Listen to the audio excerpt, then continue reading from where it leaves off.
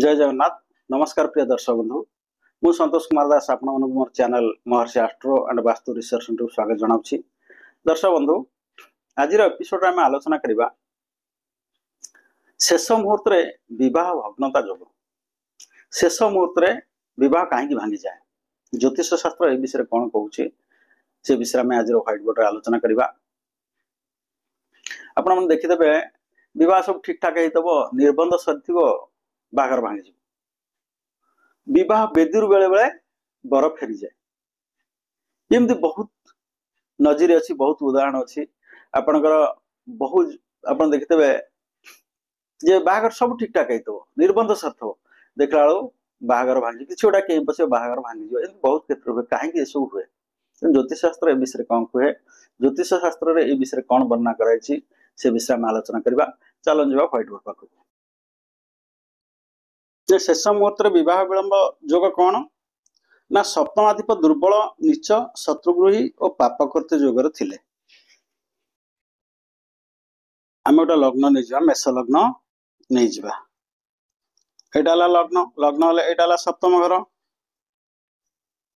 बुझिपारे कि जदि आम मेष लग्न ना गला सप्तम घर तुला राशि। अच्छा, तुला राशि मालिक किए से शुक्र, आम जाचे सप्तम आदि गले शुक्र। सेमती आपण लग्न देखो, आपण लग्न किए से अनुसार सप्तम घर किए, से सप्तम घर अधिपति किए से मु पूर्व एपिसोड मानक कही कौ राशि अधिपति किए, तेणु तुला राशि अधिपति हेले शुक्र। शुक्र दुर्बल थे, आम जाचे शुक्र डिग्री यदि 0 ରୁ 5 डिग्री भीतर थी, शुक्र दुर्बल अच्छा। ग्रह मान दुर्बल होती, ग्रह मान डिग्री गोटे एपिसोड करी। शुक्र 0 डिग्री ରୁ 5 डिग्री भीतर थे, शुक्र दुर्बल हेले शेष मुहूर्त विवाह भांगी जीव। आउ कौन ना सप्तमाधिप नीचर थिले, शुक्र उच्चा हमें कौटी ना मीन रे,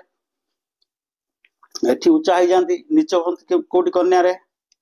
एठी नीच हो जाती। से कौन सप्तमाधिपति नीचर भी थे है,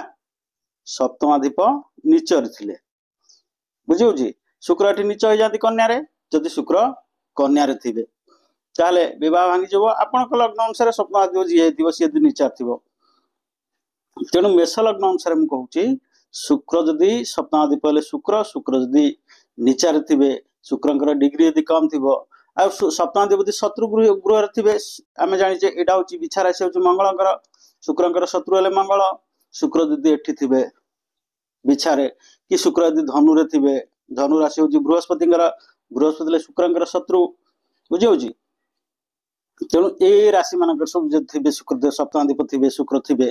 ताहले शेष मुहूर्त विवाह भांगी जीव। आ कौन ना शुक्र यदि पाप कर्तरी जोगर थे, शुक्र निज घर अच्छा, शुक्र आम जाने शुक्र निज घर हूँ वृष राशि और तुला राशि। शुक्र ये निज घर अच्छा किंतु पाप कर्तरी जोगर अच्छा। एपटे राहु रहीगला, एपटे शनि रहीगले, किंबा एपटे मंगल रहीगले, मंगल क्रूर ग्रह,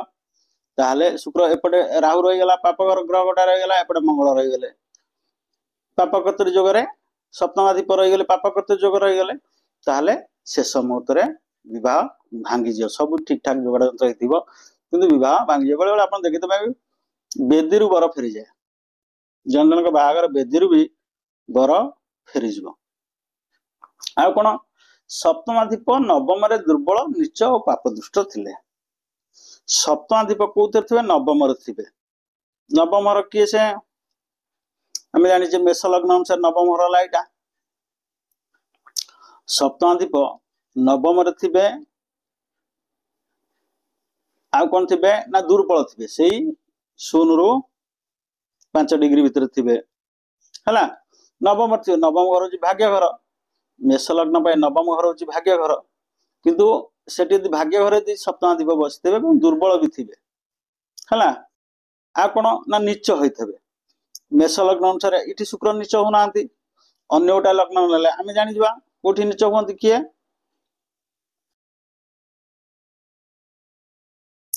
आम कर्कट लग्न नहीं जा। कर्कट लग्न सप्तमाधिप हेले किए से शनि, ये मकर राशि, मकर राशि अधिपति हेले शनि। है सी कौन सप्तमाधिपति नीच होते मकर राशि अधिपति शनि शनि नीच हुए कौटी ना मेष नीच हो जाती आम जाचे शनि उच्चा हुए तुलारे तुलारे नीचा हाँ मेष नीचर थे बुझेगा कि पाप ग्रह दृष्टि थे ये राहु रहीकि शनि की देखला है कि ताहले शेष मुहूर्त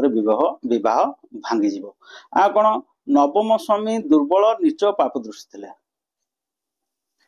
नवम स्वामी किए से आम नवम स्वामी कथा कहीं विचार करते नवम स्वामी हो भाग्याधिपति है कि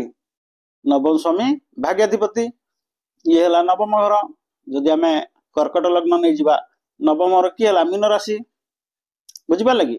नवमाधिप कौन करते दुर्बल थे ये नवम घर मीन राशि मालिक के बृहस्पति आम जाचे बृहस्पति थे कौटी 0 ରୁ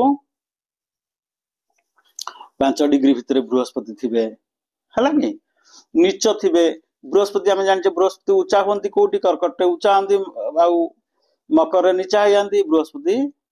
मकर थे ये नवमाधिप नवम घर मालिक बृहस्पति बृहस्पति डिग्री कम थी बृहस्पति नीचारे थे आ कौन ना पाप दृष्टि थे ये शनि बसला शनि बसिक तृतीय दृष्टि 1 2 3 शनि 3टा दृष्टि 7 3 10 शनि एठी बसिक देखला कि शनि एठी बसिक कर्कट रही शनि देखला है कि शनि एठी बसिले आपंकर हो जाए 7 8 एठी बसिले शनि मेषरे बसिला 7 8 9 10 दशम दृष्टि शनि देखला ताहले किंबा एठी बसिला राहु बसिक पंचम दृष्टि 1 2 3 4 5 राहु बसी पंचम दृष्टि देखला जदि नवमाधिप कौन कर दुर्बल थी डिग्री तार कम थी कि नीच राशि रे थी कि पाप ग्रह ताकू देखुवे ये नवमाधिपता आम कहीं विचार भाग्य कथा विचार करें जेकोसी कुंडली आप देखो प्रथम लग्न एवं भाग्य एवं प्रश्न अनुसार जो घर देखा कथा जेहेतु प्रश्न हूँ बह विषय आम देखुचे आम सप्तम घर उपर देखुचे बेसी गुरुत्व दौचे लग्न उपर गुरुत्व दौचे एवं भाग्य घर उपर गुरुत्व दौचे शिक्षा पर पचारे आपड़ सेमती 10वीं पर्यटन शिक्षा कि पिला मैट्रिक परीक्षा दौची तार केमती कौन रिजल्ट हम से विषय आप चतुर्थ घर देखिए लग्न देखिए भाग्य देखिए यदि उच्च शिक्षा सेमती लग्न देखिए भाग्य देखिए पंचम घर देखिए कर्म देखिए कौन बिजनेस कले कौन हम आप 10म घर देखिए लग्न देखिए भाग्य देखिए सब लग्न को भाग्य को आप देखुए लग्नाधिप लग्न लग्न मालिक केते डिग्री अच्छी दुर्बल अच्छी नीचारे से देखिए भाग्यदीप को देखिए तेणु ये जेहेतु विवाह कथा नवम स्वामी की आम देखिले भाग्यघर मालिक को देखिले भाग्यघर मालिक किए बृहस्पति आम मेष लग्न अनुसार नवम घर हूँ मीन राशि मालिक गले बृहस्पति बृहस्पति 0 ରୁ 0 डिग्री भितर थे शेष मुहूर्त विवाह भांगी बृहस्पति नीचारे था आम जाने कर्कट उच्चा हमें मकर नीचा हो जाती बृहस्पति नीचारे थे ताले भांगी शेष मुहूर्त विवाह कि बृहस्पति यदि पाप ग्रह दृष्टि शनि राहु केतु मंगल रवि रवि भी क्रूर ग्रह ये पाप ग्रह कथा कहुँ क्रूर ग्रह भी कथा कहुँ रवि आ मंगल जदि रवि आपंकर सप्तम घर देखु था स्वामी स्त्री भितर 100% झगड़ा गोटे एपिसोड करी स्वामी स्त्री मध्य झगड़ा कहीं हुए रवि देखिले कि मंगल देखिले कि सप्तम रवि कि मंगल रही झगड़ा हवाटा सुनिश्चित बुझिपारे कि तेणु एटी भाग्यादीप नीचरे रहा भाग्यादीप डिग्री कम रहा भाग्यादीप किए देखला पाप ग्रह एवं क्रूर ग्रह देखिले चले शेष मुहूर्त विवाह भांगी जीव आ गोटे कौन ना राहु दृष्टि सप्तम और नवम को थे जी राहुर दृष्टि कौन आम मेष लग्न अनुसार कहली यहाँ हूँ सप्तम घर राहु एटी बसला राहु बसी पंचम दृष्टि 1 2 3 4 5 राहुर 3टा दृष्टि 7 5 9 कही